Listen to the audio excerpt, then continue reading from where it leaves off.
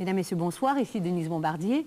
À Raison Passion ce soir, le plus contestable et le plus contesté des animateurs de ligne ouverte au Québec, André Arthur, et la plus insolente des animatrices de télévision, Julie Schneider.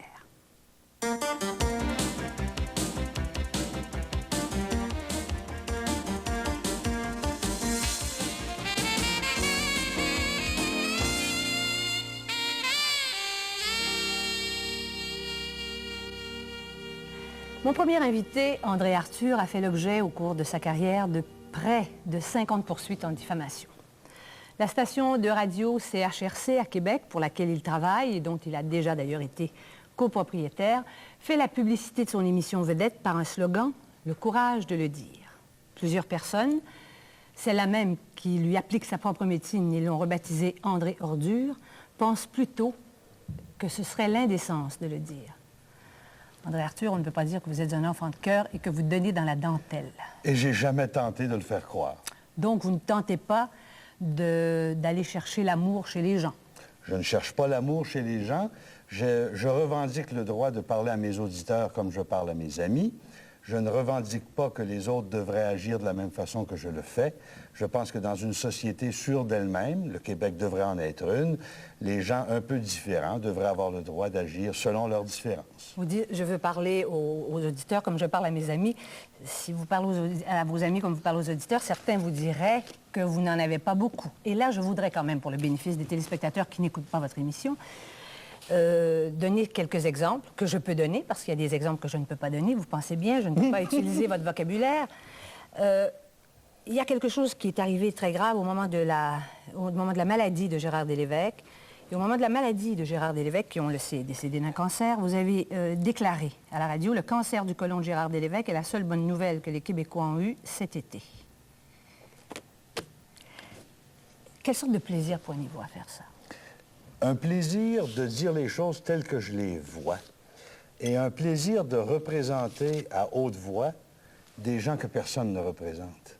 Personne au Québec n'a représenté les gens qui ont été horrifiés de constater dans les budgets que Gérard Delévesque signait mais qu'il ne préparait pas, des taxes rétroactives, des mesures budgétaires qui faisaient des Québécois probablement les plus mal représentés de tous les contribuables. Mais Monsieur Arthur, vous êtes un homme trop intelligent. Et vous avez une famille, on en parlera d'ailleurs, une famille, votre père est un intellectuel, votre oncle qui a été chef annonceur à Radio-Canada est un intellectuel qui a engagé Judy Jasmin. On va revenir sur le contexte familial. Mais vous êtes un homme trop intelligent pour ne pas faire la distinction entre les attaques ad hominem, c'est-à-dire attaquer des personnes et éclabousser des personnes et contester des fonctions, par exemple la fonction de ministre, et contester des institutions. Or, vous traitez les politiciens de dégueulasses, de salauds, de charognards. Vous utilisez ces expressions-là. Pourquoi? Ça, on ne comprend pas. Je veux dire, même pour la cote d'écoute, c'est pas compréhensible. Bon, ne croyez pas que c'est un effort délibéré de dire « Voici la liste de mots que je vais utiliser aujourd'hui parce que je pense que ça sera bon pour la cote d'écoute ». C'est pas comme ça que ça se fait, la radio.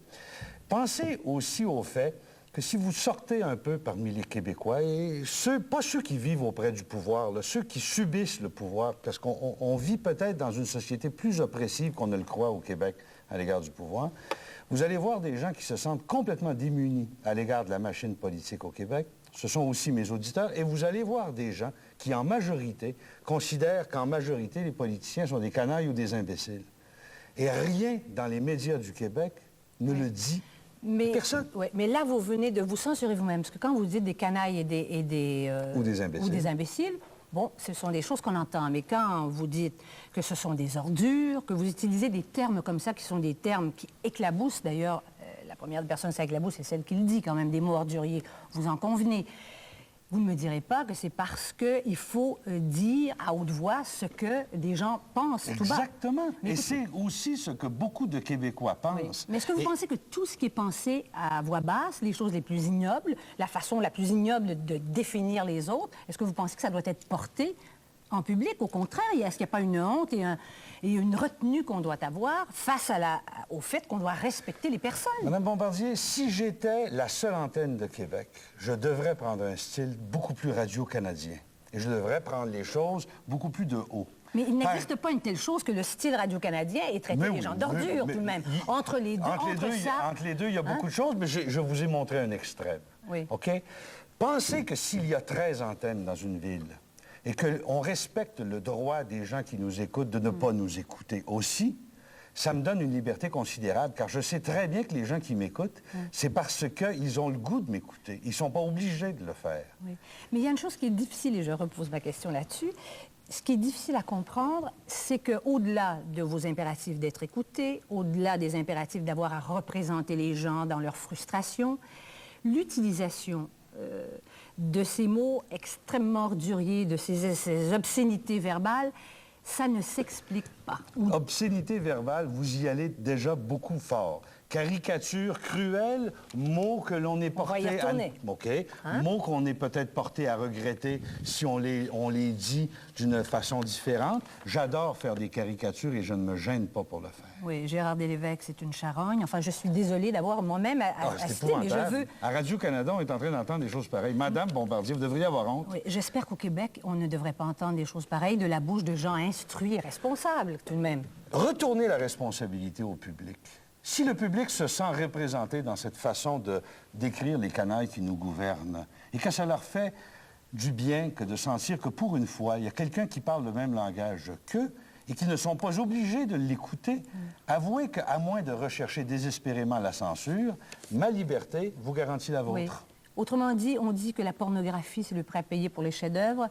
La liberté d'expression, le prix à payer, c'est ce que vous déblatérez sur les ondes, alors. OK. Et je fais 5h30 de radio par jour, Oui. 5 jours par semaine, 50 semaines par année. Oui. Et si je ne faisais que les citations hors contexte que vous venez de faire, Non, je j'allais serais le très dire. loin. J'allais le dire, parce que moi, je vous ai écouté quand même. Je vous écoute quand je suis dans ma voiture et que je suis dans la région de Québec. Je vous écoute. Je vous ai écouté l'autre jour faire une entrevue avec, je crois, le supérieur général des frères maristes sur l'éducation. Vous aviez des questions, disons, un peu démagogiques, mais enfin, c'est pas grave. Mais ça, c'est pas grave du tout. Ça va de soi. C'est bon pour les codes d'écoute. Et puis, vous lui avez fait une entrevue correcte. Ce que je ne m'explique pas. Parlons maintenant, parlons de votre père et de votre milieu. Vous venez d'un milieu bourgeois de la ville de Québec. Votre père, René Arthur, est un homme intelligent, un homme cultivé, un homme raffiné. Même chose pour votre oncle, qui a été aussi votre parrain. Vous avez été élevé dans un milieu où on ne vous a pas traité d'ordure, on ne vous a pas traité de charogne, où vous n'avez certainement pas entendu ça. Le hic, c'est... Je suis sûre que votre père doit se retourner dans son cercueil quand il vous écoute. Mon père était un homme raffiné et adorable, qui gardait ses idées pour lui-même, car il avait été élevé dans la génération de Québécois à qui on avait dit de se la fermer. Il se la fermait, Oui. parce qu'il voulait gagner sa vie. Il voulait garder sa job à Radio-Canada. Il voulait être capable de continuer à élever ses enfants. Oui, mais vous ne me direz pas que vous défoulez parce que le défoulement que votre père n'a pas connu. J'exerce ma liberté au nom de moi-même. Et la journée où les auditeurs ne voudront pas m'écouter, je perdrai ma job. C'est pas compliqué, ça. C'est la nature des choses. Et quand on aura une société assez sûre d'elle-même pour être capable d'encourager les gens qui lui sont différents des normes communément reçues, peut-être le Québec fera moins petite paroisse derrière les palissades.